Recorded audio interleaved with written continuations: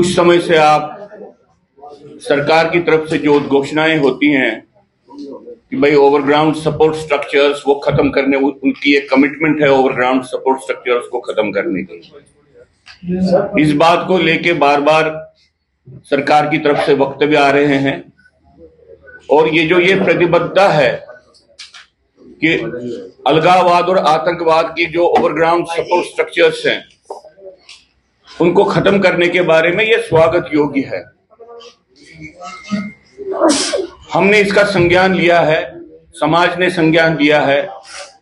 यहाँ पे जो जम्मू में राष्ट्रभक्त समाज है पूरा, उसने इस बात का नोटिस लिया है। हम ये भी समझते हैं कि इस बारे में सरकार की तरफ से एक्टिविटी भी हो रही है। आज की पत्रकार इस वार्ता में मैं इसी बात पे बात करना चाहता हूं, क्योंकि कोई व्यक्ति अगर अलगाववाद या आतंकवाद के साथ किसी गतिविधि में मुलविस पाया जाता है और उसको अरेस्ट किया जाता है, ये बात तो हम सब लोग उसका स्वागत करेंगे। लेकिन मैं आज इस विषय को लेके आपके सामने ये कहना चाहता हूं कि भाई ये जो ओवरग्राउंड सपोर्ट स्ट्रक्चर्स हैं अलगाववाद के, ये बनते कैसे हैं? क्योंकि जब तक ना मुआशरे में, जब तक ना समाज में, जब तक ना सरकार में कोई ऐसी स्पेस हो, कोई ऐसी जगह हो जहां पे ये पनपे, तब तक इनका जिंदा रहना पॉसिबल नहीं है। समाज में एक एक्टिव एंटिटी, एक सबवर्सिव एंटिटी के रूप में ये रह नहीं सकते। मैं सरकार से कहता हूं कि भाई आपका सबसे बड़ा पहला लक्ष्य होना चाहिए कि ये ओवरग्राउंड सपोर्ट स्ट्रक्चर्स अलगाववाद के सपोर्टर्स बनते कैसे हैं। मैं इसके विषय में आज आपके सामने 5 बिंदु रख रहा हूं। पहला बिंदु में रख रहा हूं कि भाई जब इस बात को मान्यता मिले कि आधा अलगाववाद एक लेजिटिमेट पॉलिटिक्स है, कोई भी व्यक्ति जो थोड़ा अलगाववाद के साथ भी है, थोड़ा इस साइड से भी है, ये इलेक्शन में पार्टिसिपेट भी कर सकता है, ये पॉलिटिकल पार्टी भी बना सकता है। जब ऐसी एक व्यवस्था का निर्माण होता है तो ओवरग्राउंड सपोर्ट स्ट्रक्चर के लिए एक स्पेस बनती है।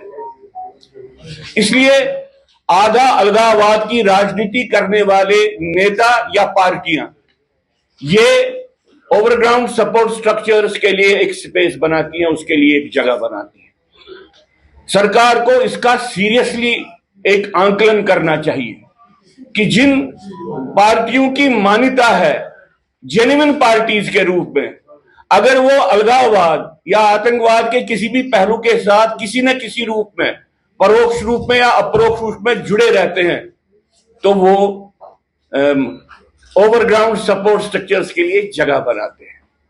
तो पहली बात है कि आधे अलगाववाद की राजनीति को फुल ऑफ प्राइस बनाना चाहिए।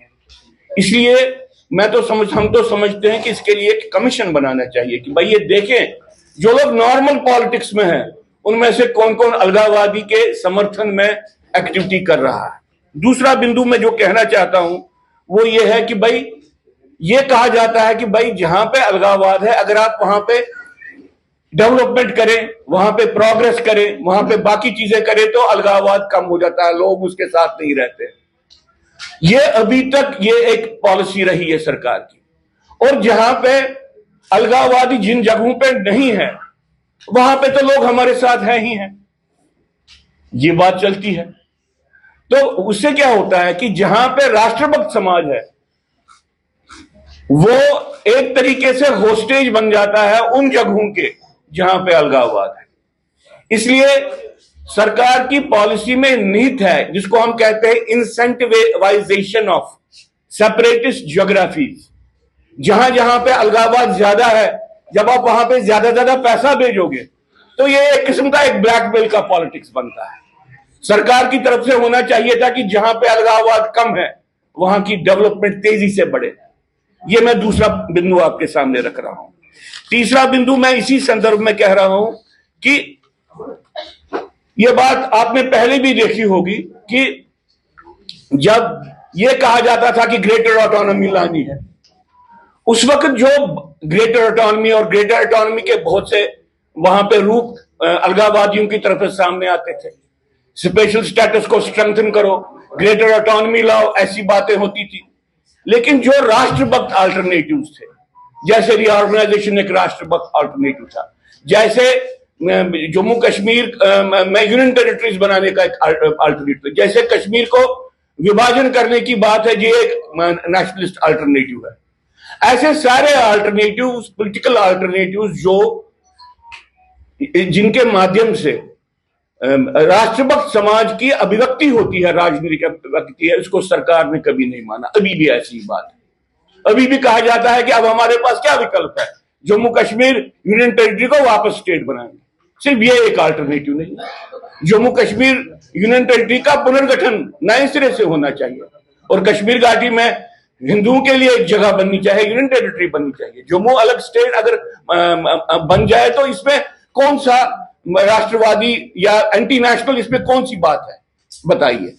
लेकिन सरकार की तरफ से और प्रमुख राजनीतिक दलों से ऐसे सारे विकल्प जो राष्ट्रवादी लोगों की अभिव्यक्ति करते हैं उसको नजरअंदाज किया जाता है। इससे क्या होता है कि सिर्फ एक सेपरेटिस्ट डिस्कोर्स रहता है ग्राउंड पे और उसके कारण ओवरग्राउंड सपोर्ट स्ट्रक्चर बढ़ते हैं। चौथी बात मैं ये कहना चाहता हूं कि भाई सरकार ने अभी तक ये नहीं माना है कि ये जो ये आतंकवाद है, ये एक जंग करने का तरीका है, एक जहादी वॉर फॉर्म है, ये एक टोटलिटेरियन वॉर फॉर्म है, इसकी एक विचारधारा है, ये समाजों को खत्म करने की एक लड़ाई है। इसको तो मान ले, ये सिर्फ कुछ लोग बंदूक उठा के लड़ाई नहीं कर रहे हैं। और अंतोगत्वा मैं पांचवा पॉइंट कहना चाहता हूं कि भाई जो कश्मीर घाटी में रिलीजियस क्लींजिंग जिनोसाइड हुआ, इसको मान्यता न देना, ये सरकार ने अपनी हेल्पलेसनेस अलगाववादियों के सामने दिखा दी इस माध्यम से। और अलगाववादियों को अगर लगता है कि पूरे समाज को वो खत्म कर सकते हैं, तो इससे बड़ा इंसेंटिव क्या होगा अलगाववाद के लिए। इसलिए हम सरकार से ये कहते हैं कि भाई आपको ओवरग्राउंड सपोर्ट स्ट्रक्चर्स अलगाववाद के खत्म करने हैं और ओवरग्राउंड सपोर्ट स्ट्रक्चर जो अलगाववाद के खत्म करने के लिए है, उसके लिए जो आपकी राजनीति है और जो आपका सामरिक दृष्टिकोण है उसको चेंज करना पड़ेगा। क्योंकि ये ओवरग्राउंड सपोर्ट स्ट्रक्चर्स अंदर पनपते हैं, ये अंदर फलते फूलते हैं और ये अंदर इसलिए पनपते हैं क्योंकि जो पॉलिटिकल सोच है और जो एडमिनिस्ट्रेटिव सोच है वो ठीक नहीं है, उसको ठीक करना पड़ेगा।